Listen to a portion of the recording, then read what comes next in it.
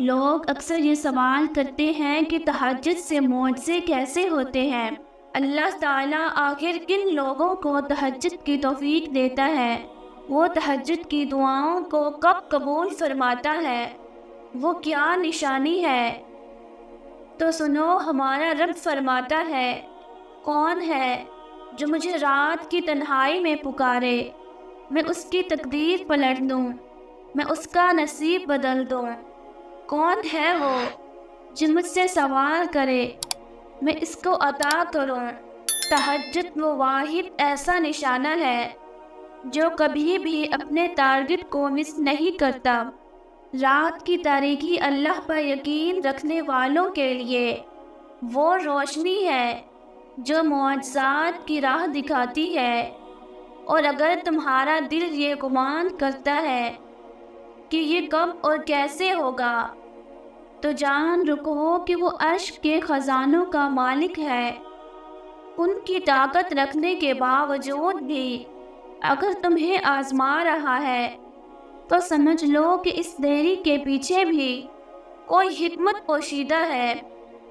یاد رکھو، بہت سی دعائیں اور اس کے پازیٹیو امپیکٹ ہم جلد بازی میں ضائع کر دیتے ہیں، اور تم یہ نہیں جان پاتے کہ جب دعا فیصلہ کن مراحل میں داخل ہوتی ہے تو وہ تقدیروں کو بھی پلٹ کے رکھ دیتی ہے۔ اللہ تعالیٰ فرماتا ہے، دل شکستہ نہ کرو اور نہ ہی غم کرو، کیونکہ یہ وقت تم پر اس لیے لایا گیا ہے کہ تم میں سے سچے مومن کون ہے۔ تو یاد رکھو، جس طرح دل کے خالق سے گہرا تعلق ہے، بالکل اسی طرح تہجد کا وقت خالق کائنات سے گہرا تعلق ہے۔ اس وقت وہ رب اپنی رحمت کے ساتھ متوجہ ہو کر تمہیں خود سے قریب کر کے تمہاری فریاد کو بڑی غور سے سنتا ہے، کیونکہ تہجد تو ہے ہی عطا کا دروازہ، تہجد ہے ہی ہر مسئلے کا آخری حل اور کن کا آغاز ہے۔ نبی کریم صلی اللہ علیہ وآلہ وسلم نے فرمایا، اللہ تعالیٰ فرماتا ہے، اے ابن آدم، تو میری عبادت کے لیے یکسو ہو جا تو میں تیرا سینہ بے نیازی سے بھر دوں گا اور تیری محتاجی دور کر دوں گا اور تیری دعا کو قبول فرماؤں گا۔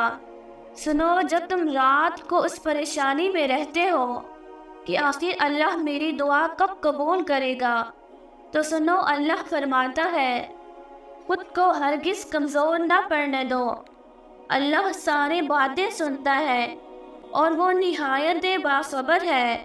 انسان کا اللہ کے ساتھ اتنا ڈیفرنٹ انور تعلق ہوتا ہے، نہ کہ جب تم تہجد کے وقت اس سے آگے روتے ہو تو وہ تمہارے آنسو اتنے قیمتی رکھتا ہے کہ یقین کرو پھر وہ ایسی تقدیریں بدلتی ہیں کہ انسان کی خود کی عقل بھی حیران رہ جاتی ہے۔ اللہ فرماتا ہے، اور تیرا رب تجھے بھولنے والا نہیں۔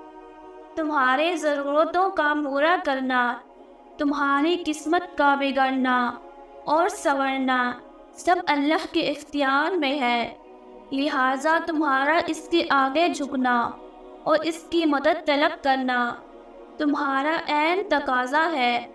یاد رکھو، رب کی طرف سے تہجد میں سکون ملنا قبولیات کی بڑی خاص نشانی ہے۔ جب لگے کہ دامن خالی ہے اور امیدیں تم نے ہاری ہے، بس کچھ مت کرنا، صرف خاموشی سے سجدائے تہجد لگانا۔ وہ تم کو راہ دکھائے گا، وہ تمہاری بگڑی بنائے گا، وہ تمہاری قسمت کو پلٹائے گا اور تمہارا خالی دامن بھر دیا جائے گا۔ قبولیات کی ایک نشانی یہ بھی ہے کہ جب تم زمانے کے آگے جھکنے کی بجائے، در در جھولی پھیلانے کی بجائے، لوگوں کے آگے گرنے کی بجائے، اس عظیم رب پر یقین رکھ کر صرف اسی کے آگے جھکتے ہو، راتوں میں اٹھ کر مناتے ہو، تو جان لو کہ بہت جلد اللہ تم پر اپنا کرم فرمانے والا ہے۔ یاد رکھو، ہر گزرتا ہوا دن تمہیں تمہاری منزل کے قریب کر رہا ہے۔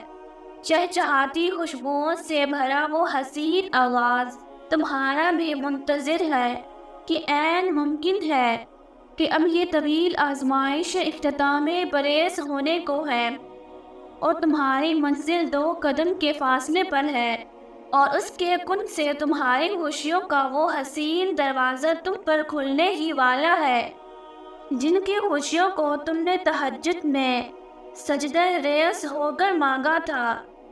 اللہ تعالیٰ آپ کی مانگی ایک ایک دعا پر اپنا کن فرما دے گا، آمین۔